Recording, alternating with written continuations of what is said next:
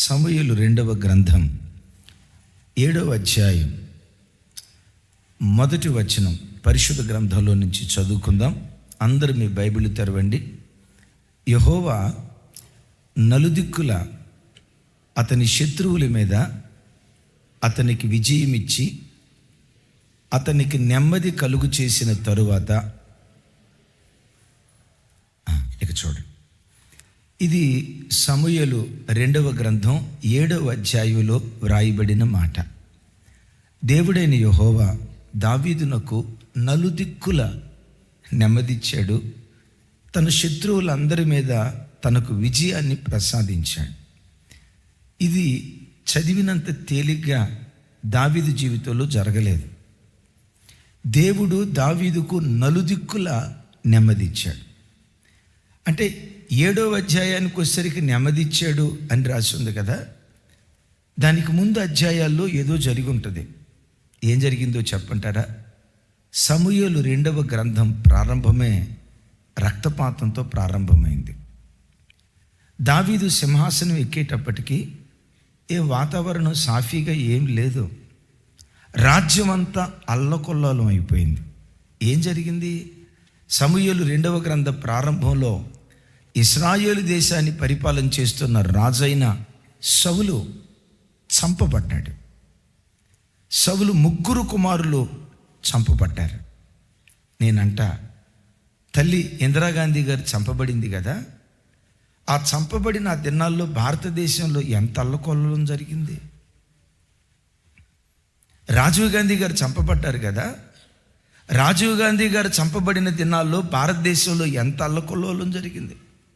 అక్కడ దాకేందుకు, చరిత్ర ఎరిగిన చాలామందికి ఈ సంగతి తెలుసు.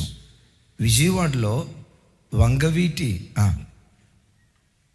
చెప్పండి పెద్దగా, వంగవీటి మోహన రంగా గారు చంపబడ్డారు కదా. వారు చంపబడిన దినాల్లో ఆంధ్ర ప్రాంతంలో ఎంత అల్లకొల్లోలం జరిగిందో నోటి మాటలతో చెప్పలేం. సౌలు చంపబడ్డాడు. ఇశ్రాయేలు దేశమంతా అల్లకొల్లోలం అయిపోయింది. సరిగ్గా అప్పుడు దావీదు సింహాసనం ఎక్కాడు. 2వ అధ్యాయం. దావీదు సింహాసనం ఎక్కిన తర్వాత కూడా వాతావరణం సాఫీగా లేదు. ఒక యోధా గోత్రమే దావీదు పక్షాన్ని చేరారు. తతిమా 10 గోత్రాల వారు ఇష్బోషేతును, సౌలు కుమారుడు ఇష్బోషేతును రాజుగా చేసుకొని, అబ్నేరు వాళ్లకు సైన్యాధ్యక్షుడిగా ఉండి ఒకే రాజ్యం 2గా చీలిపోయే ప్రమాదం. 7.5 సంవత్సరాలు దావీదు ఒక్కడే ఆ గోత్రానికి రాజుగా ఉన్నాడు.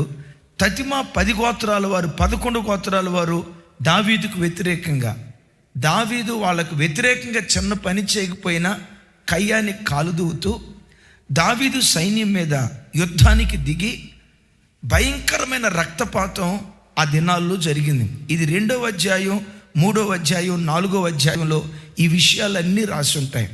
అంటే నేను చెప్పొచ్చే మాట ఏంటంటే, దావీదు సింహాసనం ఎక్కేటప్పటికీ వాతావరణం అల్లకొల్లోలం, రక్తం ఏరులై ప్రవహిస్తుంది, ఒకళ్ళొకళ్ళు చంపుకుంటున్నారు. భయంకరమైనటువంటి వాతావరణం ఆ దినాల్లో ఉంది. ఎంత భయంకరమైన వాతావరణం ఉందో అర్థం కావటానికి ఒక మాట మీకు చదివిస్తాను, చూడండి. సమూయేలు రెండవ గ్రంథం 16వ వచనం, 2వ అధ్యాయం 16వ వచనం చూడండి. 2వ అధ్యాయం 16వ వచనం. కొంచెం అందరూ నోరు తెరిచి నాతో కలిసి చెప్పండి.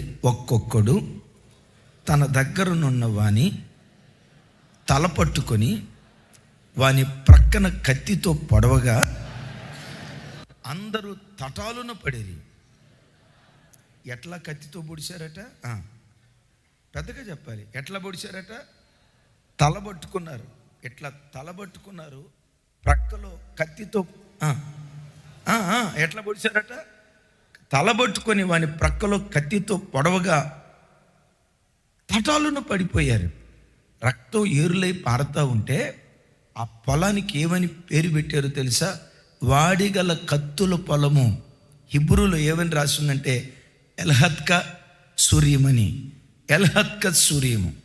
ఎల్హత్కస్సూరీము అనే పేరుకు కింద ఏమని అర్థం ఉందా అంటే వాడిగల చెప్పాలి, వాడిగల కత్తుల పొలం. ఆ స్థలంలో వాడిగలిగిన కత్తులు ఒకడితో ఒకడు పొడుచుకుంటా ఉంటే రక్తం ఏరులై పారి 100 మంది సైనికులు అక్కడ చచ్చిపోయారు. విచిత్రం తెలుసా?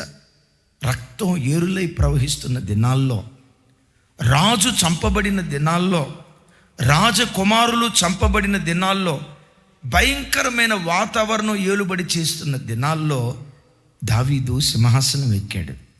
1వ అధ్యాయం రక్తపాతం, 2వ అధ్యాయం రక్తపాతం, 3వ అధ్యాయం రక్తపాతం, 4వ అధ్యాయం రక్తపాతం, 7వ అధ్యాయానికి వచ్చేసరికి నలుదిక్కులా దేవుడైన యెహోవా దావీదునకు నెమ్మది కలుగు చేశాడట. గట్టిగా చెప్దాం హల్లెలూయా. దేవుని పిల్లరా, నలుదిక్కుల దేవుడైన యెహోవా దావీదునకు నెమ్మది కలుగు చేయటానికి దేవుడు నెమ్మది కలుగు చేశాడు, నో డౌట్. బట్ ఆ నెమ్మది కలుగు చేయటానికి దావీదు ఒక్కడు చేసిన ప్రయత్నం, రక్తపు మరకల్లో నుంచి ఆ దేశాన్ని దేవుడు లేవనెత్తి దేశాన్ని సమాధానంతో నింపాడు. దేశాన్ని దేవుడు సమాధానంతో నింపటానికి 100 మంది ప్రయత్నం చేయలేదు. నా మాట చూడండి, 100 మంది ప్రయత్నం చేయలే.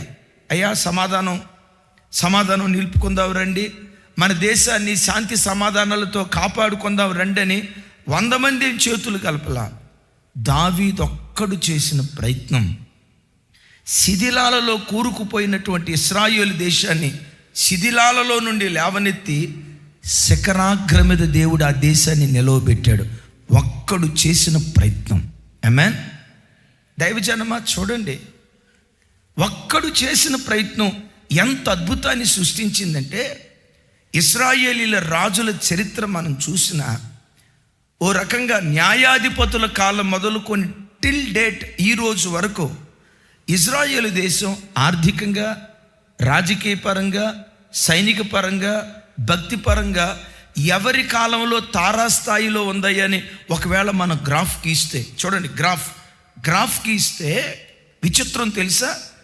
దరిదాపుగా 4000 సంవత్సరాల చరిత్ర కలిగిన ఇశ్రాయేలు దేశం, ఆ దేశం యొక్క భక్తి జీవితాన్ని గ్రాఫ్ గీస్తే దావీదు కాలంలో ఆ దేశం భక్తిలోనైనా, భక్తిలోనైనా, రాజకీయ పరంగానైనా, వైజ్ఞానిక పరంగానైనా, ఆధ్యాత్మిక పరంగానైనా శిఖరాల మీద కూర్చుంది. దేశం శిఖరాల మీద కూర్చోవటానికి కారణం ఏంటో తెలుసా? ఒక్కడు చేసిన ప్రయత్నం. బిడ్డలారా, నీ ఒక్కదానివి దేవుని కొరకు నిలవబడి నా కుటుంబాన్ని ఓ భక్తి కలిగిన కుటుంబంగా కట్టుకోవాలి, నా జీవితాన్ని ఒక భక్తి కలిగిన జీవితంగా కట్టుకోవాలి, నా కుటుంబాన్ని అన్ని కోణాలలో శిఖరాల మీద కూర్చునేటట్లుగా నా కుటుంబాన్ని కట్టుకోవాలని ఒక్కడు ప్రయత్నం చేస్తే, మంచి పని కొరకు ఏ ఒక్కడు ప్రయత్నం చేసినా ఆ ఒంటరి వాడి ప్రక్కన దేవుడు నిలవబడతాడు. తాను దేవుడు కలిస్తే అద్భుతాలు సృష్టించడానికి అది వేదికగా దేవుడు మార్చడా? మీరు ఎప్పుడైనా చూడండి, ఒకడు మంచి పని చేయటానికి కంకణం కట్టుకొని అడుగు వేస్తే అఫ్కోర్స్ వాడు ప్రారంభంలో ఒంటరి వాడై ఉండొచ్చు, చేయూతనిచ్చేవాడు లేకపోయి ఉండొచ్చు, చెయ్యి పట్టుకొని లేపేవాళ్ళు లేకపోయి ఉండొచ్చు. వెనుతట్టి నేనున్నాను నాయన, నువ్వు నిలవబడు, నేనున్నానమ్మా, నువ్వు నిలవబడు, నీ చెయ్యి పట్టుకొని లేపుతానని ప్రోత్సహించే వాళ్ళు ఎవ్వరూ లేకపోవచ్చు. మంచి పని కొరకు ఒకడు కంకణం కట్టుకొని నేనున్నా ప్రభువా, నన్ను వాడుకో ప్రభువా, ఈ మంచి పని కొరకు నన్ను నిలవబెట్టు ప్రభువా అని ఒక్కడు నిలవబడిన ఆ ఒక్కడి ప్రక్కన దేవుడు నిలవబడటం ప్రారంభిస్తాడు. గట్టిగా చెప్దాం ఆమేన్. దావీదు ఒక్కడు చేసిన ప్రయత్నం. గత ఆదివారం సెకండ్ సెషన్లో ఒక అద్భుతమైన వర్తమానం, ఒకడి తప్పు ఎంత అపార నష్టం, ఒకడి తప్పు ఎంత భయంకరమైన నష్టాన్ని కలుగు చేసిందని సెకండ్ సెషన్లో విన్నాం. నిజమే. బెంగళూరుకి హైదరాబాద్ నుంచి బస్సు వెళ్తూ ఉంటే వాడెవడో ఒక్కడు తాగుబోతోడు వేసిన తప్పటడుగు 100 మంది కుటుంబాలను బుగ్గిపాలు చేసి, 2 యవ్వన బిడ్డలు వేసిన చిన్న తప్పటడుగు దరిదాపుగా 21 కుటుంబాలను పొట్టను పెట్టుకుంది. ఒక్కడి తప్పు అంత భారీ నష్టాన్ని తీసుకొస్తే నేనంట ఒకడి ఒప్పు వేల కుటుంబాలను కట్టలేదా? నిశ్చయంగా కట్టగలుగుతుంది. ఆమెన్. గట్టిగా చెప్దాం ఆమెన్. తాండూరు నుంచి హైదరాబాద్కు బస్సు వస్తుంది. ఒక్కడి నిర్లక్ష్యం, అది బస్ డ్రైవర్ నిర్లక్ష్యం, లారీ డ్రైవర్ నిర్లక్ష్యం నాకు తెలీదు. ఒక్కడి నిర్లక్ష్యం ఎంతమంది జీవితాలను పొట్టను పెట్టుకుంది. ఆ చనిపోయిన వాళ్ళ వివరాలు అప్పుడప్పుడు చూస్తూ ఉంటే నా దగ్గరికి ఒక వీడియో వచ్చింది. ఓ తల్లి ఆరోగ్యం బాగాక హైదరాబాద్ పట్టణానికి వచ్చి చూపించుకుందామని తన భర్తతో కూడా వస్తుంది. ఇంట్లో 2 ఆడపిల్లలే, మగపిల్లలు లేరు. తెల్లారి లేచి చూసరికి అమ్మ నాన్న కనపట్ల. ఏమైపోయారో అని ఫోన్ చేస్తూ ఉంటే ఫోన్ రింగ్ అవుతుంది కానీ లిఫ్ట్ కాల. సరిగ్గా 11:30 ప్రాంతంలో మరలా ఫోన్ చేస్తే పోలీసు వాళ్ళు ఎత్తి పలానా చోట మీ అమ్మా నాన్న రండి అని చెప్తే అక్కడికి వెళ్ళి చూస్తే చూడండి, ఆరోగ్యం చూయించుకుందాం అని ఇంటి నుంచి బయలుదేరి హాస్పిటల్కి అని వెళ్తే విచిత్రం తెలుసా, శవాలలాగా తల్లిదండ్రులను చూసి ఆ 2 ఆడపిల్లలు ఏడ్చిన ఏడ్పు ఓ రకంగా నా గుండెలు పిండినట్టు అయిపోయింది. ఆ చిన్న బిడ్డలు ఉసురు తీసుకున్నారే, చిన్న బిడ్డలు. ఒకసారి చూడండి ఆ వీడియో. చిన్న బిడ్డలు. బస్సు ప్రమాదం 2 చిన్నారులను అనాథలుగా మార్చింది. వికారాబాద్ జిల్లా యాలాల్ మండలం హాజీపూర్కు చెందిన దంపతులు చేవెళ్ల బస్సు ప్రమాదంలో మృతి చెందారు. తల్లిదండ్రుల మరణంతో అనాథలుగా మారిన చిన్నారులు గుండెలవిసేలా రోదిస్తున్నారు.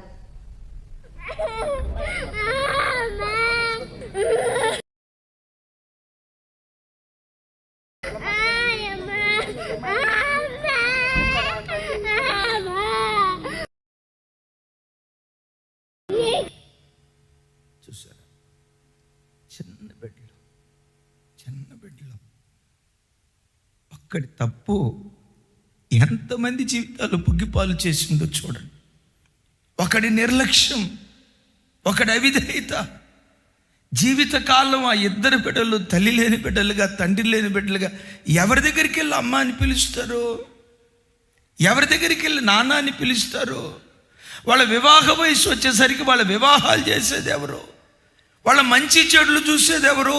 ఒక్కడి నిర్లక్ష్యం, ఒక్కడి పొరపాటు, ఒక్కడి అవిధేయత ఎంతమంది జీవితాలను పొట్టన పెట్టుకుంటే నేనంట ఒక్కడు సరిగ్గా దేవుని కొరకు నిలవబడితే, ఒక్కడు సరిగ్గా దేవుని కొరకు బ్రతికితే, ప్రభా నేనున్నా నన్ను వాడుకో, ప్రభా నా కుటుంబ పక్షాన, నా సంఘ పక్షాన నేనున్నా నన్ను బలపరచు ప్రభా అని ఒక్కడు మంచి కార్యం కొరకు నిలవబడితే వాడి ప్రక్కన దేవుడు నిలవబడి, తాను దేవుడు ఇద్దరు కలిస్తే అద్భుతాలు సృష్టించడానికి దేవుడు కృప చూపిస్తాడు. దీనికి థంబ్నెయిల్ ఒకటి పెట్టారు చూడండి. ఈ మెసేజ్కి పిల్లలు భలే చక్కటి థంబ్నెయిల్ పెట్టారు, భలే సంతోషం అనిపించింది. చూడండి ఒకసారి.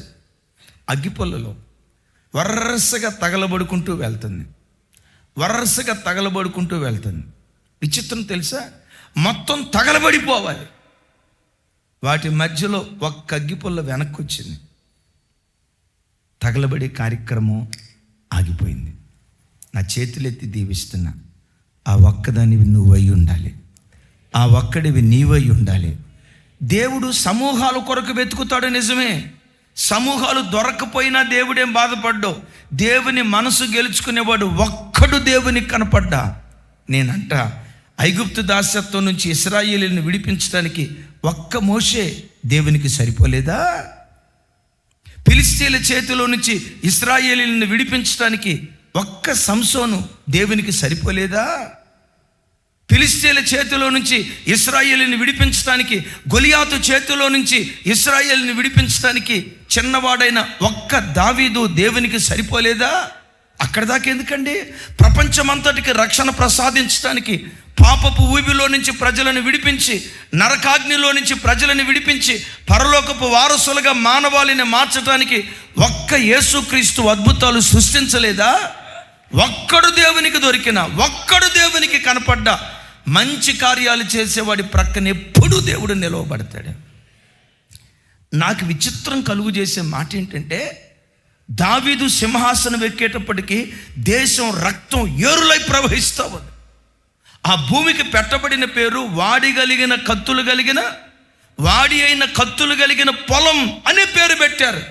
అలాంటి రక్తపాతం చిందిస్తున్న ఆ దినాలలో దావీదు సింహాసనానికి ఎక్కి జస్ట్ 7.5 సంవత్సరాల స్పాన్ ఆఫ్ టైం పీరియడ్లో కలవరాలలో నుండి, అసమాధానంలో నుండి శాంతి సమాధానాలకు దేవుడు లేవనెత్తాడు. ఎందుకో తెలుసా? ఒక్కడి ప్రయత్నం. అనండి, చెప్పాలి, మరోసారి చెప్పాలి.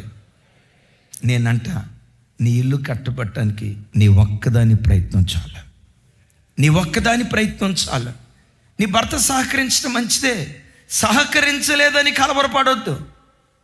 నీ ఇల్లు కట్టుకోవటానికి ఒక పురుషుడిగా నీ ఒక్కడి ప్రయత్నం చాలు. నా భార్య అఫ్కోర్స్ సహకరిస్తే మంచిదే. ఒకవేళ సహకరించకపోయినా, సేవకులు కూడా వాళ్ళు నాకు సహకరించలా, వీళ్ళు నాకు సహకరించలా, ఎవరో సహకరించలేదని కలవరపడొద్దు. నీవు తలపెట్టిన కార్యం అది మంచిదైతే అడుగు ముందుకే. మంచి దేవుడు నీ ప్రక్కన నిలవబడి నీ నడుము కట్టి నీ ద్వారా ఆ కార్యాన్ని దేవుడు జరిగిస్తాడు. సరే, దేశం అంతా శాంతి సమాధానాలతో ఉండటానికి దావీదు చేసిన ప్రయత్నం ఏంటి? నంబర్ 1, దేవుని చిత్తముకై ప్రయత్నం చేసిన దావీదు. చూడండి ఆ మాట, 2వ అధ్యాయం. సౌలు చనిపోయారు. సౌలు గూర్చి విలాప వాక్యం రాశాడు 1వ అధ్యాయంలో. 2వ అధ్యాయం 1వ వచనం నుంచి 4వ వచనం వరకు